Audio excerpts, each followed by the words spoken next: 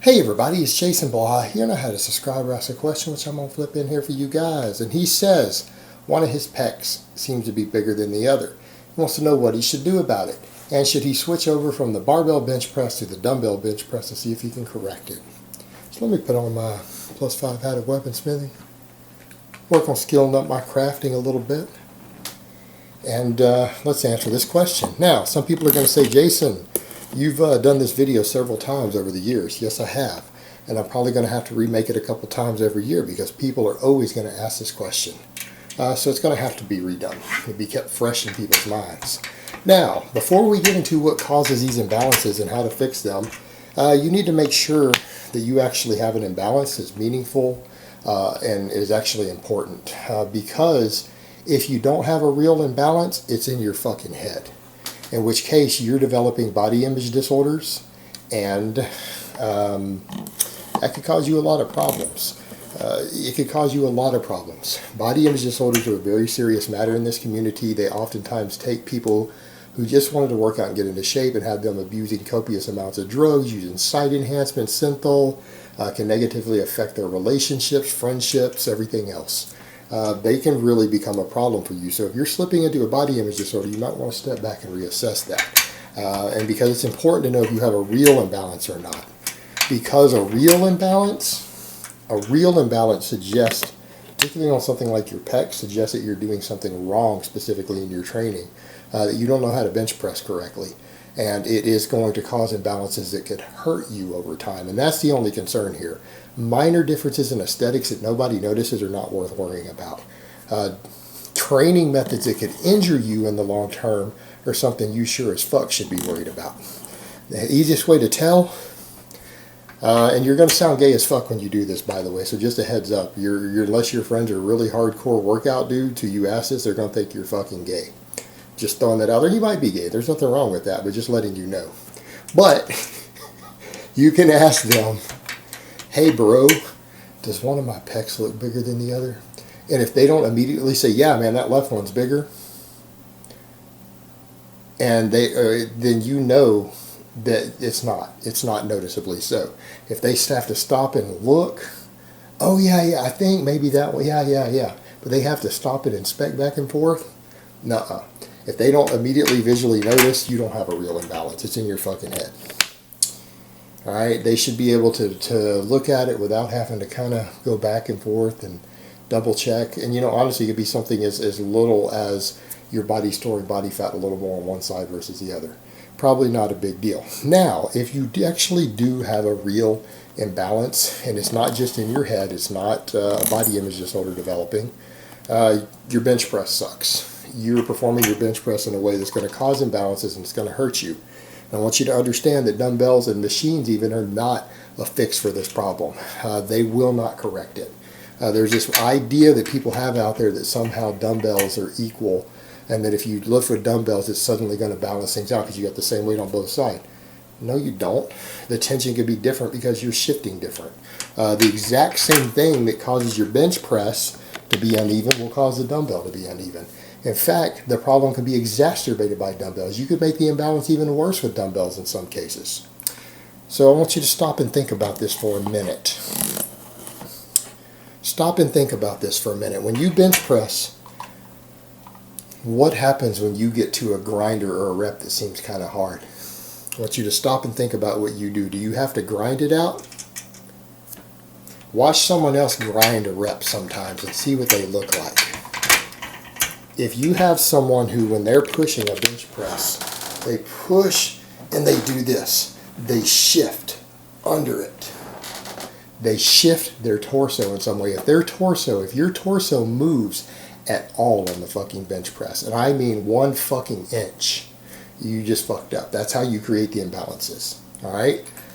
That is how you create the muscle imbalance, by shifting under the load. And I've seen people do it on their overhead press. You know what?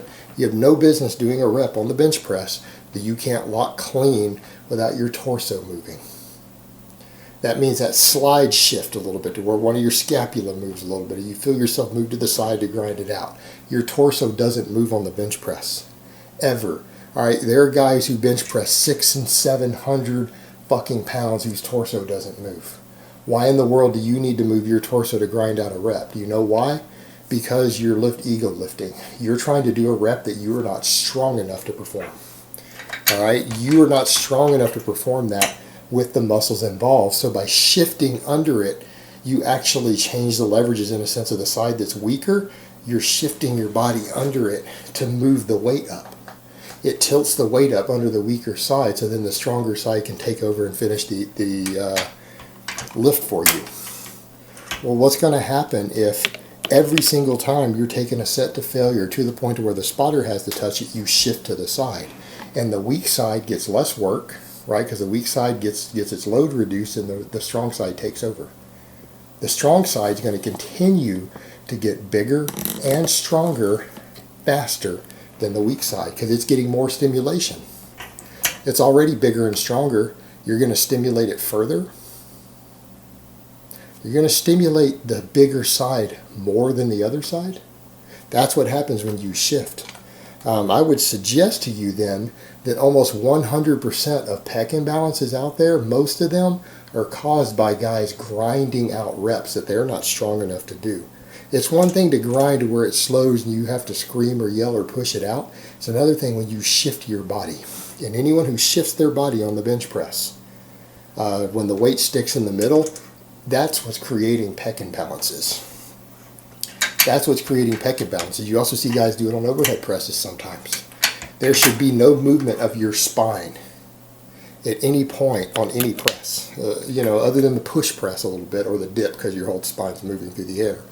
But you shouldn't have to do that. If you're grinding to do that, you're actually training yourself to get weaker on the bench, and you're training yourself to create a strength imbalance to favor one side more than the other. Favor the stronger side, so that the stronger side does more work. You will exacerbate your imbalance and make it worse. Now, when you're using dumbbells, what happens? If you already have that bad habit and it's creating an imbalance, what happens when you go to dumbbells? You're going to do the same thing. But because the dumbbells can shift more to the right and left, you're going to favor your stronger side even more so. All right? Because you can shift your body in a way to where you bunch the weight up without the pec moving it. Just a little bit, and that will allow you to lift the weight with your weaker side without the pec getting involved. And when you do that, and you shift that way, what happens? The other side flares out more, which puts even more tension on the pec. So the strong side, if it happens to be your right side, is going to get an even stronger load on the dumbbell than it did on the bench press. In fact, if you take hand positions that tend to favor the stronger side, you're going to have more leeway to make it harder or easier with hand rotation with dumbbells than you will with the barbell. You will make your imbalance even worse. You know what? I've even seen people do that on machines. Even a hammer strength machine isn't going to fix it. You're not going to be able to fix it by switching, using independent weight on each side. It won't work because the problem is a technique issue that's causing your body to shift and side load it.